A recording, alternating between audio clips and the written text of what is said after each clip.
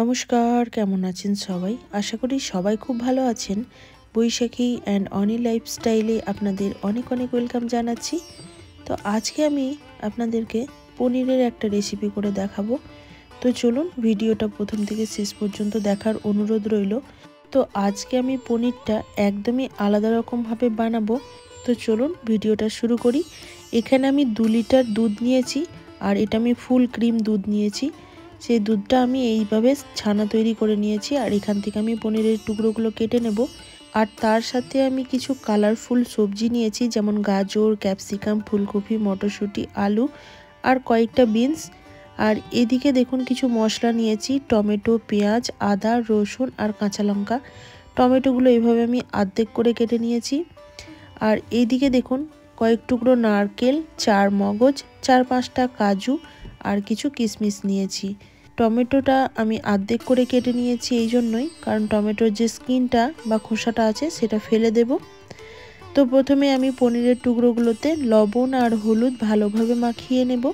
আর লবণ আর হলুদটা মাখিয়ে নেওয়ার পর এটা আমি 10 মিনিটের জন্য রেস্টে দেব। তাতে করে পনিরের মধ্যে খুব সুন্দরভাবে লবণটা মিশে যাবে। আর এইদিকে দেখুন আমি জল গরম বসিয়েছি একটু। এখানে যে টমেটো, পেঁয়াজ, আদা, রসুনটা রেখেছিলাম সেটা একটু সেদ্ধ করে নেব। প্রথমে আমি জলের মধ্যে সামান্য একটু লবণ দিয়ে দিয়েছি, তারপর টমেটোগুলো প্রথমে দিয়ে দিলাম। তারপরে যে মশলাগুলো আছে আদা, পেঁয়াজ, রসুন, কাঁচা লঙ্কা সব কিছুই এই গরম জলের মধ্যে দিয়ে দেব। এটা খুব বেশিক্ষণ সেদ্ধ করব না, জাস্ট একটু ফুটে গেলেই নামিয়ে নেব। তাতে করে কাঁচা গন্ধটা মশলা থেকে বেরিয়ে যাবে আর টমেটোর স্কিনটাও আমি এই সময় তুলে ফেলে দেব।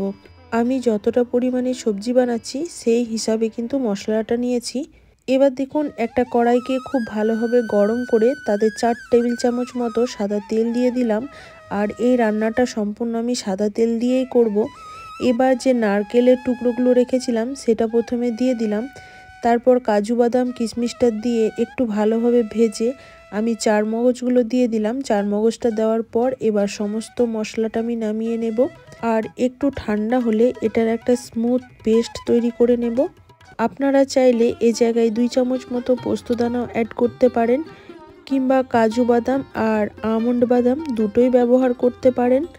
তো দেখুন আমি মশলাটা নামিয়ে নিলাম। ওই তেলের মধ্যে টুকরো করা আলু দিয়ে দিলাম আর আলুগুলো একটু লাল লাল করে ভেজে নেব।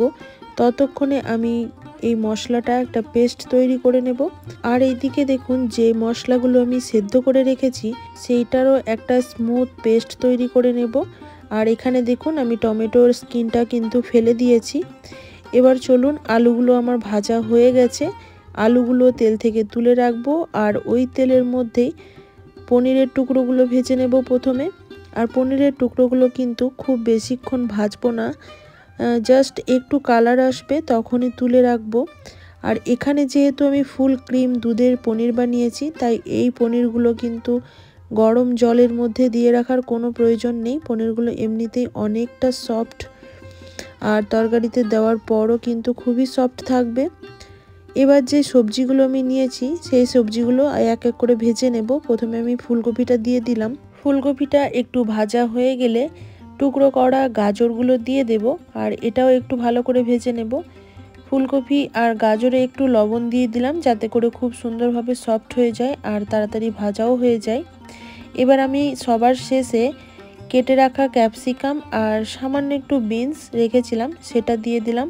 এইগুলো দিয়ে খুব ভালোভাবে একটু ভেজে নেব। ততক্ষণে চলুন যে মটরশুঁটিগুলো রেখেছি সেইগুলো একটু গরম জলে এভাবে লবণ দিয়ে হালকা একটু সেদ্ধ করে নেব, খুব বেশি না। এতে করে কি হবে, মটরশুঁটি যদি আপনি ডাইরেক্ট তেলের মধ্যে দিয়ে দেন তাহলে দেখবেন মটরশুঁটিগুলো চারিদিকে ছিটিয়ে যায়। আর যদি এইভাবে একটু হালকা গরম জলে ভাপিয়ে নেন তাহলে কিন্তু মটরশুঁটি কখনোই তেলের মধ্যে দেওয়ার পর ছিটাবে না। এবার সমস্ত সবজি খুব ভালোভাবে ভেজে নিয়েছি আর তুলে রাখলাম। ওই তেলের মধ্যে আরও একটু তেল আমি দিয়ে দিলাম। এবার কিছু ফোড়ন ব্যবহার করব। এখানে যেমন 2টো শুকনো লঙ্কা, 2টো তেজপাতা আর দেব গোটা গরম মশলা, বড় এলাচ, ছোট এলাচ, লবঙ্গ, দারুচিনি খুবই সামান্য পরিমাণে দিয়েছি। আর দেব সামান্য পরিমাণে গোটা জিরা। এবার সমস্ত ফোড়নটা একটু ভালো করে ভেজে নেব। তারপর গ্যাসের ফ্লেমটা একদমই কম করে এখানে আমি কিছু গুঁড়ো মশলা ব্যবহার করব, যেমন লঙ্কা গুঁড়ো, হলুদ গুঁড়ো আর জিরে গুঁড়ো। মশলাগুলো দেওয়ার সাথে সাথে যে টমেটো, পেঁয়াজ, আদা রসুনের একটা পেস্ট করে রেখেছিলাম সেটা দিয়ে দিতে হবে, তা না হলে কিন্তু গুঁড়ো মশলাটা পুড়ে যাবে।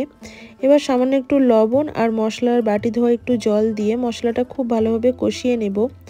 আমি যে গুঁড়ো মশলাগুলো ডাইরেক্ট তেলে দিলাম সেটা কিন্তু আমি জলেগুলোও দিতে পারতাম, তাতে কালারটা কিন্তু খুব ভালো একটা আসে না। ডাইরেক্ট তেলের মধ্যে দিলে কালারটা কিন্তু খুবই ভালো আসে। এবার সমস্ত মশলা কষিয়ে নেওয়া হয়ে গেলে কাজু বাদাম, নারকেলের যে পেস্টটা রেখেছিলাম সেটা দিয়ে সুন্দরভাবে গ্রেভিটাকে একটু কষিয়ে নেব। তারপর আমি যে সবজিগুলো ভেজে রেখেছিলাম সেই সবজিগুলো গ্রেভির মধ্যে দিয়ে খুব ভালোভাবে একটু কষিয়ে নিতে হবে। গ্রেভির সাথে মশলাটা খুব ভালোভাবে মিশে গেলে এখানে আমি পরিমাণ মতো গরম জল ব্যবহার করব।